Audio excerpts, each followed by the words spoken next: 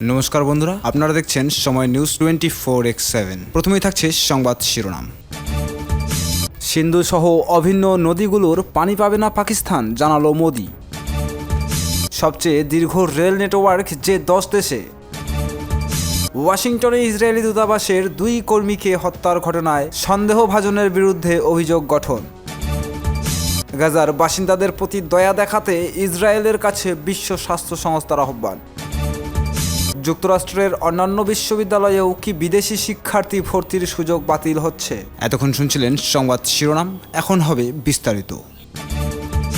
সিন্ধু সহ অভিন্ন নদীগুলোর পানি পাবে না পাকিস্তান, জানালো মোদি। ভারতের প্রধানমন্ত্রী নরেন্দ্র মোদি বলেছেন, তার দেশের মধ্য দিয়ে প্রবাহিত নদীগুলো থেকে পাকিস্তান আর কোনো পানি পাবে না। ভারত নিয়ন্ত্রিত কাশ্মীরের পেহেলগামে গত 22 এপ্রিল বন্দুকধারীদের হামলার জেরে অভিন্ন নদীর পানি বণ্টন নিয়ে এই দুই দেশের মধ্যে উত্তেজনা চলার মধ্যে গতকাল বৃহস্পতিবার মোদি একথা বলেন। পাকিস্তানের সীমান্তবর্তী ভারতের উত্তর পশ্চিমের রাজ্য রাজস্থানের একটি জনসভায় মোদি বলেন, প্রতিটি সন্ত্রাসী হামলার জন্য পাকিস্তানকে চড়া মূল্য দিতে হবে, পাকিস্তানি সেনাবাহিনীকেও মূল্য দিতে হবে, পাকিস্তানের অর্থনীতিকেও মূল্য দিতে হবে। পাকিস্তানের প্রধান আইন কর্মকর্তা রয়টার্সকে দেওয়া এক সাক্ষাৎকারে জানান, ইসলামাবাদ প্রতিবেশী দেশের সঙ্গে পানি বণ্টন নিয়ে আলোচনায় আগ্রহী, তবে ভারতকে অবশ্যই কয়েক দশকে পুরনো পানি বণ্টন চুক্তি মেনে চলতে হবে। ভারত পাকিস্তানের সঙ্গে স্বাক্ষরিত সিন্ধু পানি চুক্তি গত মাসে স্থগিত করার ঘোষণা দেয়। পেহেলগামে হামলার জেরে দেশটি এ পদক্ষেপ নিয়েছে। এই হামলার জন্য নয়াদিল্লি ইসলামাবাদকে দায়ী করেছে, যদিও পাকিস্তান এই অভিযোগ প্রত্যাখ্যান করেছে। পাকিস্তানে অভিন্ন নদ নদীর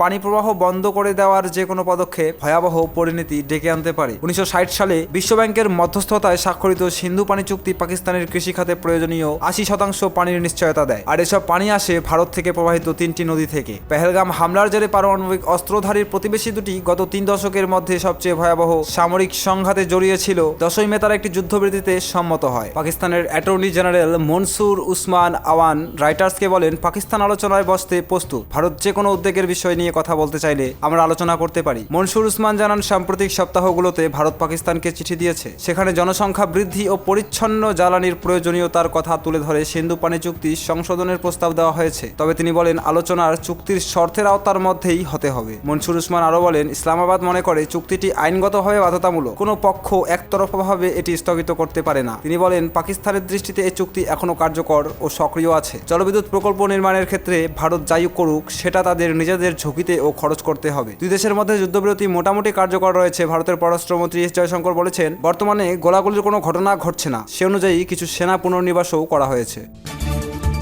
সবচেয়ে দীর্ঘ রেল নেটওয়ার্ক যে 10 দেশে। দৈর্ঘ্যের দিক দিয়ে বিশ্বের সবচেয়ে দীর্ঘ রেলপথ নেটওয়ার্ক যুক্তরাষ্ট্রে। দেশটিতে রেলপথের মোট দৈর্ঘ্য 2,60,000 কিলোমিটার। যুক্তরাষ্ট্রে 6,000-এরও বেশি রেলওয়ে অপারেটর আছে। যুক্তরাষ্ট্রে 92,000 মাইলের বেশি ক্লাস 1 রেলপথ আছে। যে রেলপথ বা রেল কোম্পানি সবচেয়ে বড় আকারের, সেগুলো ক্লাস 1 হিসেবে শ্রেণীবদ্ধ করা হয়। বড় পরিসরে ও দীর্ঘ দূরত্বের পরিচালিত রেলপথকে ক্লাস 1 রেলপথ বলে। এছাড়া যুক্তরাষ্ট্রে 45,000 মাইল শর্ট লাইন রেলপথ রয়েছে। শুধু হাওয়াই বাদে যুক্তরাষ্ট্রের প্রতিটি অঙ্গরাজ্যে মালবাহী ট্রেন চলাচল করে। রেলপথের দৈর্ঘ্যের দিক দিয়ে যুক্তরাষ্ট্রের পরে আছে চীন। 2023 সালের পরিসংখ্যান অনুযায়ী দেশটিতে রেলপথের মোট দৈর্ঘ্য 1,55,000 কিলোমিটার। চীনে 42,000 কিলোমিটারের বেশি বিস্তৃত উচ্চগতির রেলপথ রয়েছে। এটি কোনো দেশে উচ্চগতিতে সবচেয়ে দীর্ঘ রেলপথ। চীনে যেসব রেলপথে যাত্রীবাহী ট্রেন চলাচল করে, সেগুলোতে একটি ট্রেন সর্বোচ্চ ঘন্টায় 250 থেকে 350 কিলোমিটার গতিতে চলাচলে সক্ষম। 2022 সালের তথ্য অনুযায়ী রাশিয়া জুড়ে প্রায় 1,05,000 কিলোমিটার রেলপথ ছড়িয়ে আছে। ট্রান্স সাইবেরিয়ান রেলপথ বিশ্বের দীর্ঘতম একক রেলপথ, যা 8টি টাইম জোন, 87টি শহর ও পৌরসভা অতিক্রম করেছে। রেলপথটি চলার পথে 16টি বড় নদী পার হয়েছে। ট্রেনে রাশিয়ার এক প্রান্ত থেকে অপর প্রান্তে ভ্রমণের সময় লাগে 12 থেকে 25 দিন, কখনো কখনো তারও বেশি। ভারতের রেলওয়ে সর্বশেষ প্রতিবেদন অনুযায়ী দেশটির রেলপথের মোট দৈর্ঘ্য প্রায় 68,103 কিলোমিটার। ভারতীয় রেলওয়ে কর্তৃপক্ষ প্রতি বছর এ হিসাব হালনাগাদ করে। মোট দৈর্ঘ্যের দিক থেকে এটি বিশ্বের চতুর্থ বৃহত্তম রেলপথ নেটওয়ার্ক। এর মধ্যে প্রায় 3,000 কিলোমিটার রেলপথ বিদ্যুতায়িত, অর্থাৎ এ পথ দিয়ে বিদ্যুৎ চালিত ট্রেন চলাচল করে। নিজের রেল যোগাযোগ ব্যবস্থা পরিচালনায় ভারতের কাছে রয়েছে সবচেয়ে বড় কর্মী বাহিনী। ভারতীয় রেলওয়ে কর্মীর সংখ্যা প্রায় 12 লাখ। ওয়াশিংটনে ইসরায়েলি দূতাবাসের 2 কর্মীকে হত্যার ঘটনায় সন্দেহভাজনের বিরুদ্ধে অভিযোগ গঠন। যুক্তরাষ্ট্রের ওয়াশিংটনে ইসরায়েলি দূতাবাসের 2 কর্মীকে গুলি করে হত্যার ঘটনায় গ্রেপ্তার সন্দেহভাজন ব্যক্তির বিরুদ্ধে গতকাল বৃহস্পতিবার ফেডারেল আদালতে প্রথম ডিগ্রির হত্যার 2টি অভিযোগ গঠন করা হয়েছে। ইহুদি বিদ্বেষমূলক হামলা হিসেবে বিভিন্ন মহল এ ঘটনার তীব্র নিন্দা জানিয়েছে। সন্দেহভাজন বন্দুকধারীর নাম এলিয়াস রদ্রিগেজ। 31 বছর বয়সী রদ্রিগেজের জন্ম শিকাগোতে। তার বিরুদ্ধে অভিযোগ গত বুধবার রাতে আমেরিকান জুইশ কমিটি আয়োজিত তরুণ পেশাজীবী ও কূটনীতিকদের একটি অনুষ্ঠান শেষে অনুষ্ঠানস্থল ত্যাগ করার সময় একদল লোকের উপর গুলি চালান তিনি। এই কমিটি মূলত ইহুদি বিদ্বেষের বিরুদ্ধে কাজ করে ইসরায়েলকে সমর্থন জানায়। অভিযোগপত্র অনুযায়ী এলিয়াস রদ্রিগেজ ঘটনাস্থলে পুলিশকে বলে, আমি এটা ফিলিস্তিনের জন্য করেছি, গাজার জন্য করেছি। প্রত্যক্ষদর্শীরা জানান এলিয়াসকে গ্রেপ্তার করার সময় তিনি ফ্রি প্যালেস্টাইন বলে স্লোগান দিয়েছেন। গুলিতে নিহত ব্যক্তিরা হলেন 30 বছর বয়সী ইয়ারন লিসচিনস্কি ও 26 বছর বয়সী সারালিন মিলগ্রিম। এ যুগলের বিবাহ বন্ধনে আবদ্ধ হওয়ার কথা ছিল। তাদের বন্ধু ও সংশ্লিষ্ট বিভিন্ন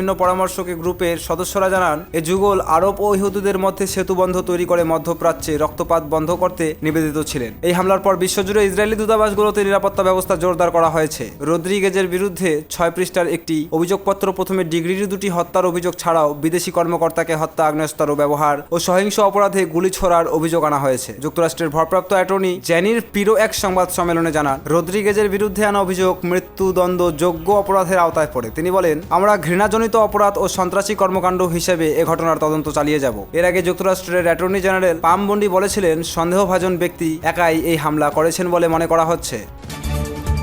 গাজায় বাসিন্দাদের প্রতি দয়া দেখাতে ইসরায়েলের কাছে বিশ্ব স্বাস্থ্য সংস্থার আহ্বান। গাজা যুদ্ধে ইসরায়েলকে দয়া দেখানোর আহ্বান জানিয়েছেন বিশ্ব স্বাস্থ্য সংস্থার প্রধান তেদোরস আধানম গেব্রেয়াসুস। তিনি জোর দিয়ে বলেছেন, ইসরায়েলের নিজেদের স্বার্থের শান্তি প্রতিষ্ঠা করা জরুরি। গতকাল বৃহস্পতিবার WHO এর বার্ষিক অধিবেশনে এক আবেগঘন বক্তৃতায় অশ্রু সংবরণ করে এসব কথা বলেন তেদোরাস আধানম। বক্তৃতায় WHO প্রধান বলেন, এই যুদ্ধ ইসরায়েলকেই ক্ষতিগ্রস্ত করেছে এবং এতে কোনো স্থায়ী সমাধান আসবে না। ইথিওপিয়ার যুদ্ধের মধ্যে বড় হয়েছেন তেদোরস। তিনি সে কথা প্রায়ই স্মরণ করেন আর সেদিকে ইঙ্গিত করে তিনি বলেন, এই মুহূর্তে গাজার মানুষ কি অবস্থার মধ্য দিয়ে যাচ্ছেন তা আমি অনুভব করতে পারি, আমি সেটি টের পাই, আমি কল্পনা করতে পারি, এমনকি আমি সে শব্দও শুনতে পাই। আর এর কারণ হচ্ছে আমার PTSD। WHO প্রধান আরও বলেন, আপনি বুঝতে পারবেন মানুষ কতটা কষ্টে আছে। খাদ্যকে অস্ত্র হিসেবে ব্যবহার করা একেবারেই অন্যায়। চিকিৎসা সরঞ্জামকে অস্ত্র বানানোর আরও নিকৃষ্ট। জাতিসংঘ গতকাল গাজায় প্রায় 90 ট্রাক ত্রাণ বিতরণ করে। গত 2 মার্চ ইসরায়েল সেখানে সম্পূর্ণ অবরোধ আরোপ করার পর এটি ছিল প্রথম ত্রাণ সরবরাহ। 60 বছর বয়সী তেদোরস বলেন, শুধু একটি রাজনৈতিক সমাধানই প্রকৃত শান্তি প্রতিষ্ঠা করতে পারে। ইসরায়েলের নিজেদের স্বার্থেই শান্তি প্রতিষ্ঠা করা জরুরি। আমি মনে করি এই যুদ্ধ ইসরায়েলকেই ক্ষতিগ্রস্ত করছে এবং এটি কোনো স্থায়ী সমাধান আনবে না। আমি আপনাদের কাছে দয়া দেখানোর অনুরোধ জানাচ্ছি। এটি আপনাদের জন্য ভালো, ফিলিস্তিনিদের জন্য ভালো, মানবতার জন্য ভালো। WHOর জরুরি বিভাগের পরিচালক মাইকেল রায়ান বলেন, গাজায় 21 লাখ মানুষ তাৎক্ষণিক মৃত্যু ঝুঁকিতে আছেন। তিনি আরও বলেন, আমাদের অনাহার বন্ধ করতে হবে, সব জিম্বিকে মুক্তি দিতে হবে, স্বাস্থ্য ব্যবস্থাকে পুনরায় কার্যকর করতে হবে এবং ত্রাণ সরবরাহ নিশ্চিত করতে হবে। WHO জানায়, গাজায় মানুষ তীব্র খাদ্য, পানি, চিকিৎসা সামগ্রী, জ্বালানি ও আশ্রয় সংকটে ভুগছেন। গত সপ্তাহে গাজার 4টি প্রধান হাসপাতালে চিকিৎসা সেবা বন্ধ করে দিতে বাধ্য হয়েছে, কারণ এসব হাসপাতালের অবস্থান সংঘাতপূর্ণ এলাকার খুব কাছে। হামলার শিকারও হয়েছে এগুলো। জাতিসংঘের স্বাস্থ্য সংস্থা এক বিবৃতিতে জানিয়েছে, গাজা উপত্যকার 36টি হাসপাতালের মধ্যে বর্তমানে চালু আছে 19টি। এসব হাসপাতালের কর্মীরা অসম্ভব কঠিন পরিবেশে কাজ করছেন। সেখানকার প্রায় 94% হাসপাতাল ক্ষতিগ্রস্ত বা ধ্বংস হয়ে গেছে। উত্তর গাজার বাসিন্দারা প্রায় সব ধরনের স্বাস্থ্য সেবা থেকে বঞ্চিত হয়ে পড়েছেন। যুক্তরাষ্ট্রের অন্যান্য বিশ্ববিদ্যালয়েও কি বিদেশি শিক্ষার্থী ভর্তির সুযোগ বাতিল হচ্ছে? তহবিল কাটছাটের পর যুক্তরাষ্ট্রের হার্ভার্ড বিশ্ববিদ্যালয়ের প্রতি আরও কঠোর হলো ট্রাম্প প্রশাসন। প্রশাসনের নতুন সিদ্ধান্ত অনুযায়ী এখন থেকে আর বিদেশি শিক্ষার্থীদের ভর্তি করতে পারবে না দেশটির সবচেয়ে পুরনো এ বিশ্ববিদ্যালয়। এতে হার্ভার্ড কর্তৃপক্ষ ও ট্রাম্প প্রশাসনের মধ্যে চলমান টানাপেরণ আরও তীব্র হলো। এদিকে এ পদক্ষেপ অন্য মার্কিন বিশ্ববিদ্যালয়গুলোর জন্য এক সতর্কবার্তা বলে জানাচ্ছেন শিক্ষাবিদেরা। গতকাল বৃহস্পতিবার যুক্তরাষ্ট্রের স্বরাষ্ট্র মন্ত্রণালয়ের এক বিবৃতিতে বলা হয়, হার্ভার্ড আর কোনো বিদেশি শিক্ষার্থী ভর্তি করতে পারবে না। বর্তমানে যেসব বিদেশি শিক্ষার্থী ভর্তি রয়েছেন তাদের অবশ্যই হস্তান্তর করতে হবে, না হলে তারা আইনগত বৈধতা হারাবে। ট্রাম্প প্রশাসনের নতুন সিদ্ধান্তের বিষয় নিশ্চিত করেছেন যুক্তরাষ্ট্রের হোমল্যান্ড সিকিউরিটি বিভাগের মন্ত্রী ক্রিস্টি নোয়েম। সামাজিক যোগাযোগ মাধ্যম এক্সে তিনি লিখেছেন, আইন মেনে চলতে ব্যর্থ হয়েছে হার্ভার্ড বিশ্ববিদ্যালয়, তাই শিক্ষা প্রতিষ্ঠানটিতে বিদেশি শিক্ষার্থী ভর্তি করতে দেওয়া হবে না। এটি যুক্তরাষ্ট্রের সব বিশ্ববিদ্যালয় ও শিক্ষা প্রতিষ্ঠানের জন্য একটি সতর্কবার্তা। ট্রাম্প প্রশাসনের গতকালের ঘোষণা এমন এক সময় এসেছে এসেছে যখন যুক্তরাষ্ট্রের বিশ্ববিদ্যালয়গুলো ইতিমধ্যেই গবেষণার জন্য ফেডারেল অর্থায়নে ব্যাপক কাটছাটের ক্ষতিপূরণে হিসমিস খাচ্ছে। ট্রাম্প প্রশাসনের অভিযোগ, হার্ভার্ড বিশ্ববিদ্যালয় তার ক্যাম্পাসে ইহুদি বিরোধী ও জাতিগত হয়নি রোধ করে ব্যর্থ হয়েছে।